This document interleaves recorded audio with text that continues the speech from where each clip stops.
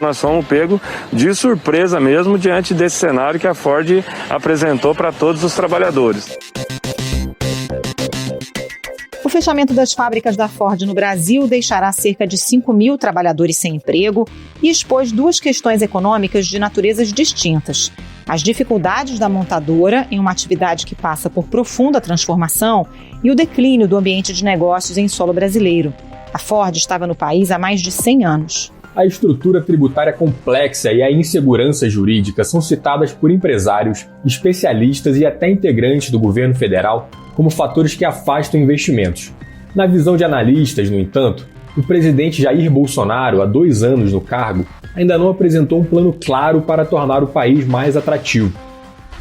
E o falta de bem de negócio, na verdade, eles tiveram subsídios nossos ao longo dos últimos anos de 20 bilhões de reais. Queriam renovar subsídios para fazer carro para vender. Depois da declaração de Bolsonaro, o presidente da Associação Nacional dos Fabricantes de Veículos Automotores, Luiz Carlos Moraes, disse que o setor quer competitividade e não incentivos fiscais. O impacto da saída da Ford do Brasil, os desafios da indústria automobilística e os sinais que a decisão da montadora revela sobre a economia do país são os temas do Ao Ponto desta quinta-feira. Nesse episódio, a gente conversa com o diretor de redação da Auto Esporte, Marcos Vinícius Gasques, e com o economista Alexandre Chaia, professor do INSPER. Fique com a gente.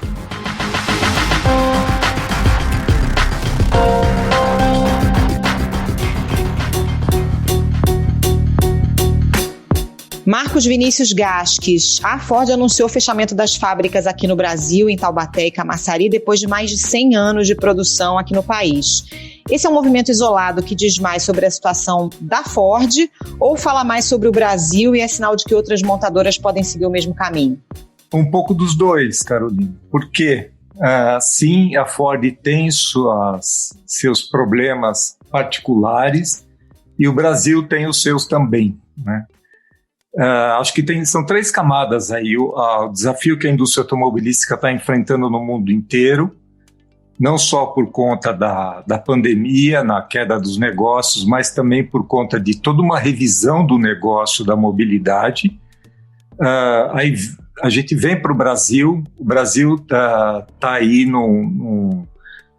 numa condição, num questionamento já antigo, não só por parte das montadoras, mas é o nosso foco aqui na conversa, com relação às reformas necessárias, né? Na administração, na questão fiscal, tributária, e particularmente a Ford, né? Chegando na terceira camada, e é o que nos surpreendeu essa semana, com a mudança dos seus planos, que acabaram ficando incompatíveis tanto com o momento econômico do país, como também com o seu planejamento global, né?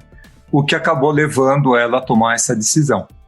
La automotriz también indicó que su plan de reestructuración para Sudamérica no afectará las operaciones de manufactura en Argentina y Uruguay, ni las organizaciones de ventas en otros mercados de la región.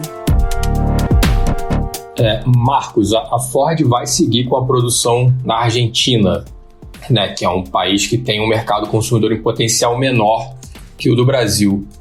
Por quê? O que motiva essa decisão?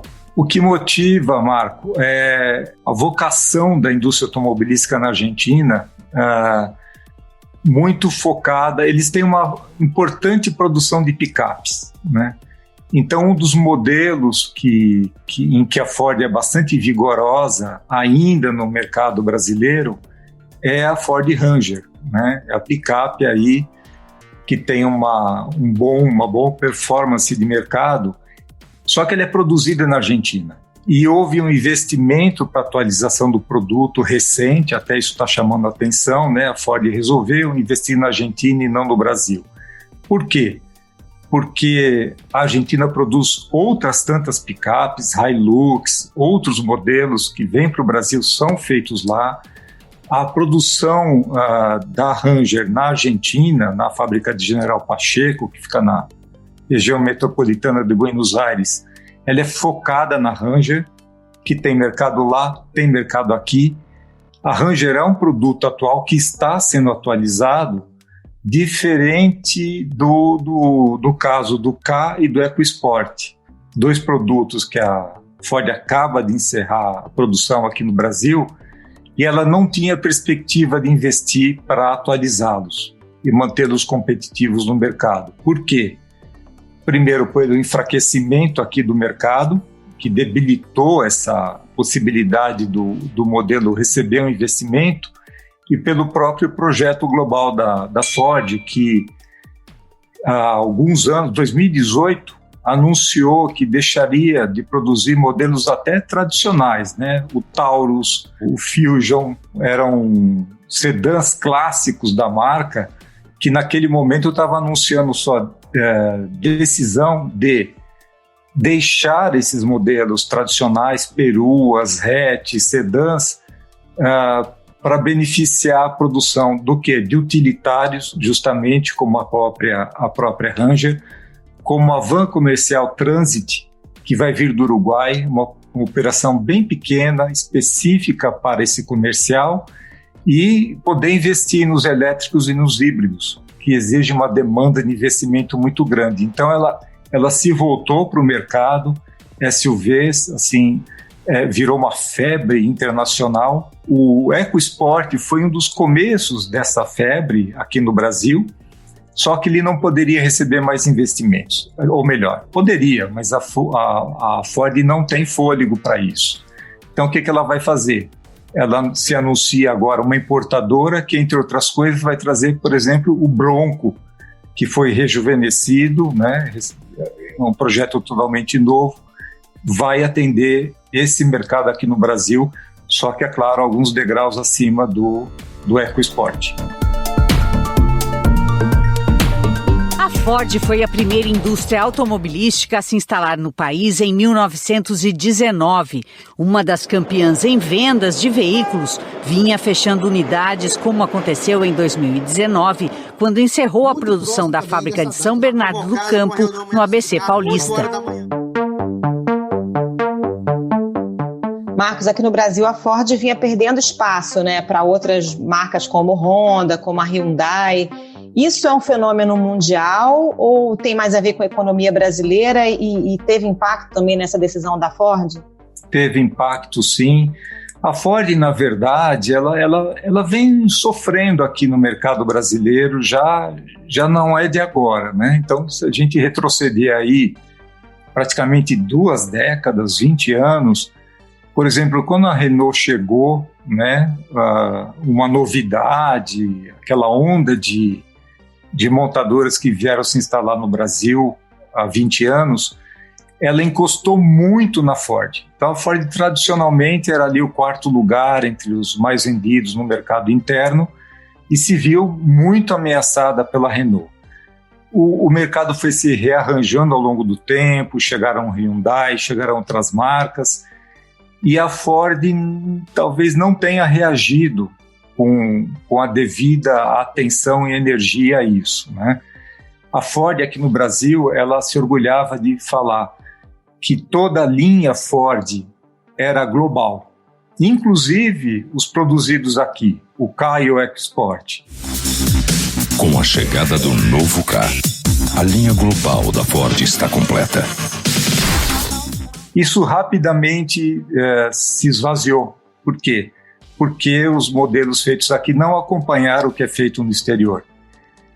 Outro exemplo, anos atrás, não faz muito tempo, a Ford era dona de Volvo, Land Rover, Jaguar, marcas de alto luxo que em algum momento ela foi comprando, agregando ao grupo e depois foi vendendo. E para quê? Para se focar só na marca Ford, na Lincoln, que é uma marca de luxo.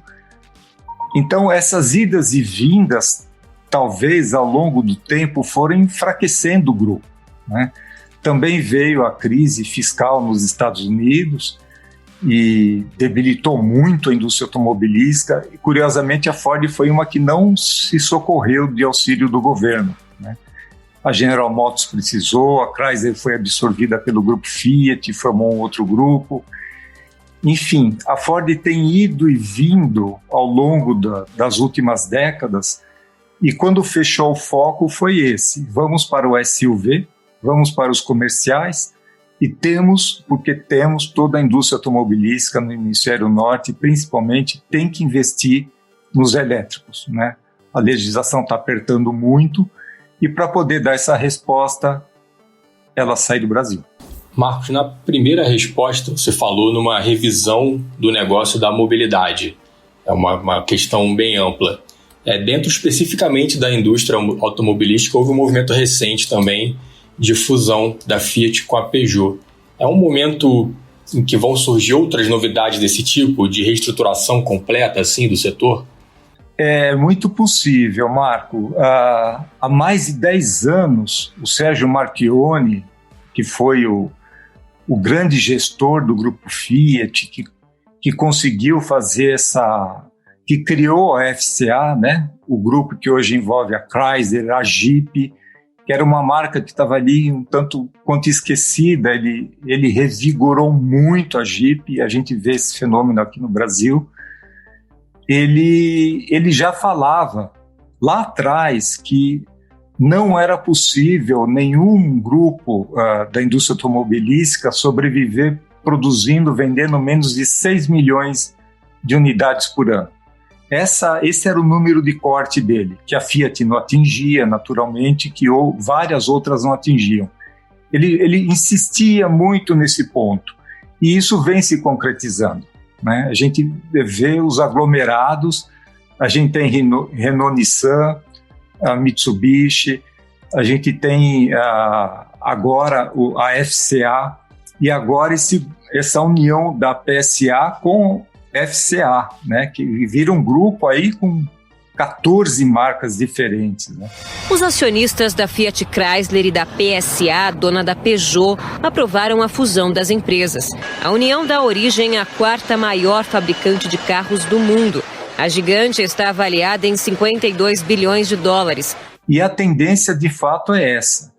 E, por exemplo, em algum momento, a própria Ford, ela foi uma parceira, ela tinha uma parceria muito forte com a Mazda, que talvez tenha rendido mais frutos para ela, em termos de tecnologia, de desenvolvimento, do que a parceria com as marcas de luxo, em que ela acabou não se ajeitando bem, né? Ela passou a fazer modelos do Jaguar muito inspirados em modelos da própria Ford. E o consumidor Jaguar, ele é muito purista, ele não quer um Ford vestido de Jaguar, né? Foi uma das razões para não ter dado certo. Mas, enfim, objetivamente é isso. A tendência é esses grandes agrupamentos industriais se unirem mais ainda. A gente vê exemplos aí entre as alemãs, rivais no mercado alemão, se juntando para quê? Para poder fazer frente aos desafios de altos investimentos na eletrificação do automóvel.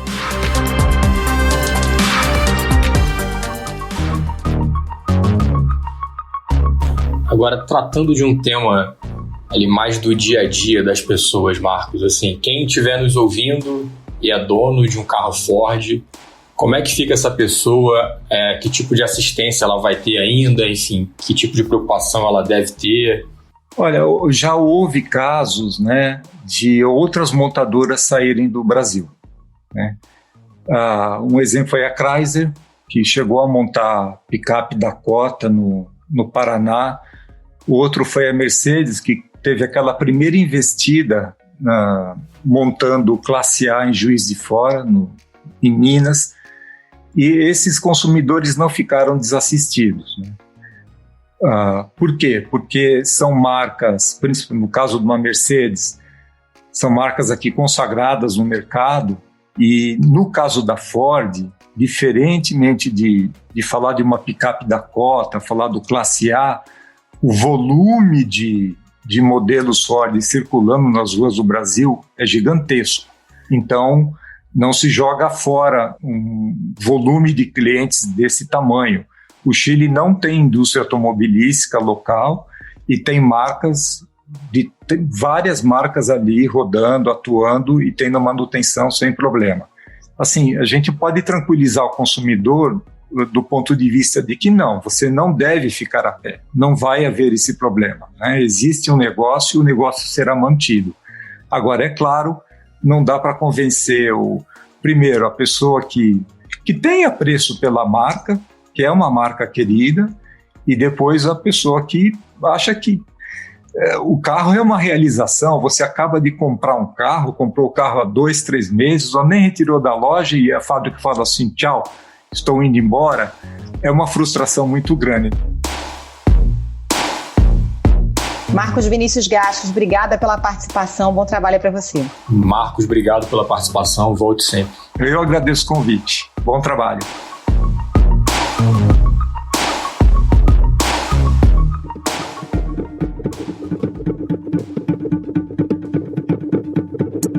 Alexandre Chay é economista e professor do INSPER. Professor, o que a decisão da Ford de fechar fábricas no país diz sobre a atual situação da indústria brasileira? Então, mostra algumas coisas. Tem que entender a Ford dentro do micromundo da indústria automobilística e a indústria brasileira como um todo. Do ponto de vista da indústria automobilística, ela está passando por um processo de reestruturação global, então isso não é uma novidade. Com essa agenda ESG, com mais situação de sustentabilidade, as empresas estão cada vez mais focadas em tentar reduzir motor a combustível, então a indústria automobilística está passando por um processo de revisão e a Ford, por ser uma indústria muito antiga, ela sofreu bastante. Então, se você olhar do ponto de vista de empresa, a Ford é uma das empresas que no mundo estão sofrendo, junto com as grandes empresas, Volkswagen, Fiat, todas as grandes empresas, elas estão sofrendo, mas a Ford especificamente, por conta do todo o histórico dela, ela está sofrendo. Em carta aos concessionários, a empresa diz que a Ford América do Sul opera desde 2013 com a ajuda da matriz, o que, segundo a empresa, não é mais sustentável, e que a recente desvalorização das moedas na região aumentou os custos industriais, além de níveis recuperáveis. E aí, junto com isso, a situação brasileira, que o mercado automóvel é um mercado, basicamente, você precisa ter renda para poder comprar. O Brasil está estagnado em renda há bastante tempo. Então, indústrias de valor agregado muito alto, que você precisa de linha de financiamento, precisa ter renda para comprar. O Brasil tem pelo menos 6 anos que está passando por um processo de ajuste. Desde do início do segundo mandato da Dilma até hoje, o Brasil tem patinado. Então, por conta dessa situação de baixo crescimento, perda de renda, estagnação da economia brasileira, a Ford decidiu sair por causa dos custos dela. Agora, quando você olha a indústria brasileira, aí você tem que ver o segmento da indústria. A indústria brasileira, esse ano, ela teve alguns setores que cresceram, somente os voltados mais à parte da pandemia. Então, tudo que produz produtos que vão ser utilizados de higiene, limpeza, tudo relacionado à alimentação, a produto industrializado para consumo, eles tiveram um ano bom. A indústria recuperou basicamente as perdas todas. Só que, você olhando para frente, o que é esperado para o Brasil? E aí, esse que é o ponto importante, que eu acho que a situação da Ford, apesar de ser bem específica, essa indústria automobilística está saindo do Brasil, ele é um alerta para a equipe econômica. Por quê? Porque o que torna o mercado brasileiro menos atrativo que a Argentina, ou que o Paraguai, ou que o Uruguai, é a carga tributária. Eu acho que o Brasil ele tem uma carga tributária alta, ela tem uma estrutura tributária perversa, complexa, ela não é otimizada, mas ela também tem um conceito de carga alta. Então, não adianta só a gente pensar, vamos fazer uma reforma tributária. A reforma tributária simplifica o sistema tributário, mas ele não reduz a carga tributária. Então, o alerta para a equipe econômica é: não adianta vir com a proposta falando que a reforma tributária vai resolver o problema, que não vai, porque o que vai resolver o problema é a gente reduzir o Estado, reduzir o peso que o Estado causa às empresas, para elas poderem ter mais capacidade de venda, o preço se tornar mais competitivo mundialmente, para a gente poder, a partir daí, sim, trazer investimentos internacionais, indústrias internacionais que têm interesse em vir para o Brasil. Professor, falando em carga tributária, o presidente Jair Bolsonaro disse que a Ford foi embora porque, na verdade, queria receber mais subsídios, né? Mas o que a Ford quer? Faltou a Ford dizer a verdade, né? Querem subsídios. Vocês querem continuar dando 20 bilhões para eles, como fizeram nos últimos anos? Dinheiro de vocês, imposto de vocês para fabricar carro aqui? Não. Até que ponto isso é verdade e de que forma os incentivos fiscais entram aí nessa conjuntura e ajudam a explicar essa história? Então, vamos primeiro entender o que o Bolsonaro falou, que na verdade foi não digo que é uma mentira, porque realmente a indústria automobilística ela é historicamente uma indústria que demanda subsídio. Então, esse é um ponto importante. A indústria automobilística, a própria história da Ford, ela tem mais de 100 anos no Brasil, mas ela continua sendo uma empresa que ainda está na idade da adolescência. Ela precisa sempre que os pais coloquem dinheiro para ela poder continuar vendendo. Então, é ilógico considerar que vai ter uma indústria que ad eterno vai demandar subsídio. Por que precisa de subsídio? Porque ela tem uma carga tributária alta. Então, para compensar, para o preço tornar competitivo, você tem uma carga tributária alta, você tem um custo de produção X, a carga dobra o valor, você dá subsídio para baixar o preço, para de alguma forma tornar mais factível. Porque é uma equação não muito justa, porque a população toda paga para quem consome automóvel. Então você tem que realmente acabar o subsídio. A indústria automobilística é demandadora de subsídio, de linhas subsidiadas, porém, o que o Bolsonaro falou não é verdade. A Ford não pediu para ele subsídio, e tanto o presidente da Anfávia veio falar isso hoje, né, que não era um problema de subsídio, ele comentou isso, porque tanto o BNDES quanto o Ministério da Economia, quanto o próprio Bolsonaro disse que foi surpreendido. Então, uma pessoa que é surpreendida não pode ter sido chamada a dar subsídio antes. Tem uma contradição que é própria do Bolsonaro. O Bolsonaro não fala nada com coordenação, ele não tem conexão às informações dele. Ele falou para o público dele, ele não pediu subsídio, a Ford simplesmente decidiu sair do Brasil, porque realmente é insustentável esse modelo de subsídio e custo alto dentro do Brasil.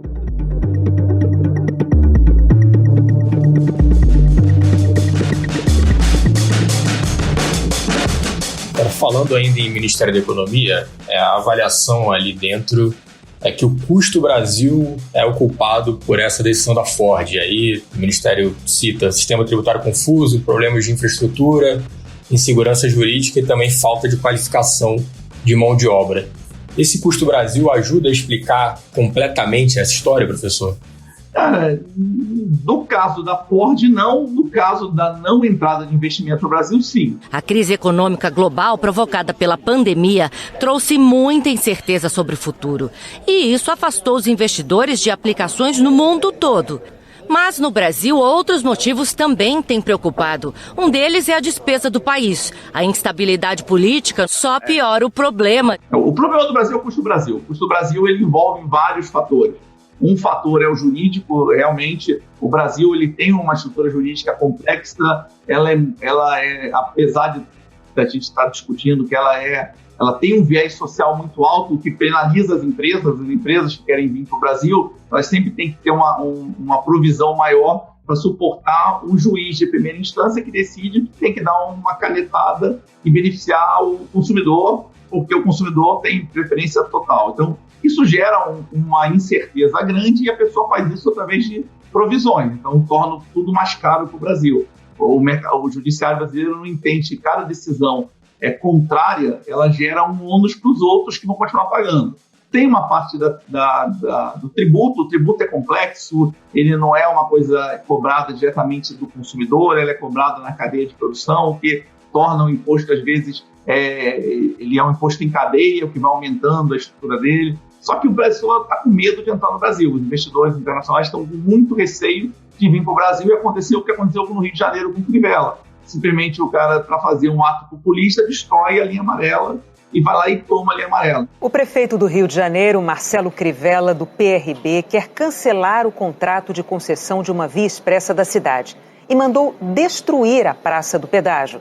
Mas a justiça determinou que a cobrança volte a ser feita. Então não adianta entrar no Brasil, esse é um risco associado ao jurídico ao mesmo tempo de infraestrutura, só que o que o Ministério da Economia não fala, por conta até dessa necessidade de se manter no cargo, Paulo Guedes começou com a ideia de privatização, redução do tamanho do Estado, é que o Estado brasileiro é grande, então a gente tem que reduzir o tamanho do Estado. O judiciário brasileiro é muito caro, você compara com o judiciário do resto do mundo, a gente é infinitamente maior, A gente tem servidores públicos que ganham uma nata do servidor público que ganha muito dinheiro. Você tem um problema de previdência pública que também que é complicado, já foi resolvido, a reforma da Previdência ajudou bastante. Então, o que o Ministério da Economia tem que fazer para reduzir o custo do Brasil é também reduzir o tamanho do Estado, além de organizar, trazer estabilidade jurídica e estabilidade jurídica num governo onde cada hora o executivo decide mudar da cabeça dele as regras,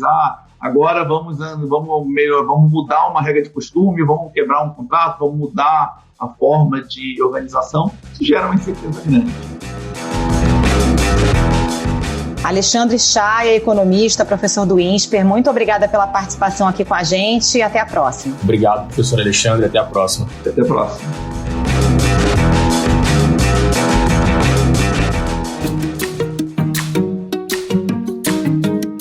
Esse foi o Ponto de Hoje, o podcast diário da redação do Globo. Nessa conversa a gente conta com a participação de toda a equipe do jornal, as mesmas pessoas que levam até você informação e análise de qualidade todos os dias. Quer saber mais? Assine o Globo. Acesse assineoglobo.com.br e confira todas as notícias e reportagens especiais.